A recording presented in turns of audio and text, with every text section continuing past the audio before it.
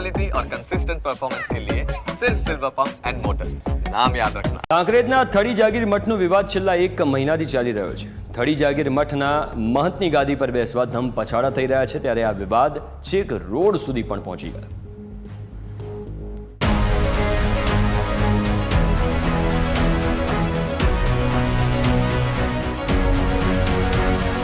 કાંકરેજનું થળી જાગીર મઠ જે હજારો ભાવિકોનું આસ્થાનું કેન્દ્ર છે, ત્યારે તેના મહંત દેવલોક થતાં જ છેલ્લા એક મહિનાથી વિવાદોના વાદળો ઘેરાયા છે।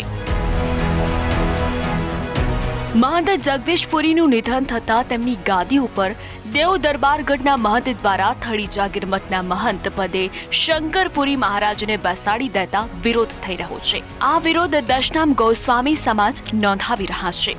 પાલનપુર ખાતે દશનામ ગોસ્વામી સમાજના લોકો અને સંતો પાલનપુર રામલીલા મેદાન ખાતે એકઠા થયા હતા અને ત્યારબાદ રેલી સ્વરૂપે પાલનપુર ખાતે કલેક્ટર કચેરીએ પહોંચી અને મઠના વિવાદને લઈને રજૂઆત કરી હતી। જે બ્રહ્મલીન થયા તેમની જગ્યાએ નવા મહંત બાબતે દેવ દરબારના મહંત બળદેવનાથે તરકટ રચી અને એક નવા જે થળી મઠથી કંઈ લેવા દેવા નથી એવા મંતને બેસાડેલા અને એના બાબતે આજુબાજુના 100 ગામોનો ઉગ્ર વિરોધ છે। દશનામ ગોસ્વામી સમાજની માંગણી છે કે ગાદી પર શંકરપુરીના બદલે કાર્તિકપુરીને બેસાડવામાં આવે।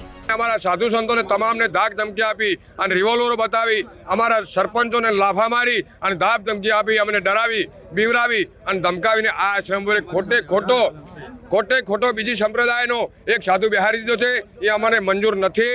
દશનામ ગોસ્વામી સમાજના લોકોએ આક્ષેપો કરતા કહ્યું હતું કે દેવગઢ દરબારગઢના મહંત બલદેવનાથ ગોસ્વામી સમાજ વિશે અભદ્ર શબ્દો બોલ્યા છે અને થળી જાગીર મઠમાં લૂંટફાટ કરી પૈસા ખાઈ ગયા છે। સેવકોને લાફા માર્યા, ત્યારબાદ હવામાં ફાયરિંગ કર્યું, પણ એક આ લડાઈ એક મઠ તરીકે નથી, સત્ય સનાતન તરીકેની આ લડાઈ છે। આવા અનેક જગ્યાએ અમારા મઠ અખાડા છે, પણ આ જે હવે ષડયંત્ર રચાણું છે ને એમાં અમારે સત્યની લડાઈ લડવા માટે અમે આ મોટું ભવ્ય આંદોલન કર્યું છે કે આવા પાખંડીઓને વ્યાસપીઠ ઉપરથી અને આ ગાદી ઉપરથી દરેક જગ્યાએ હટાવવામાં આવે।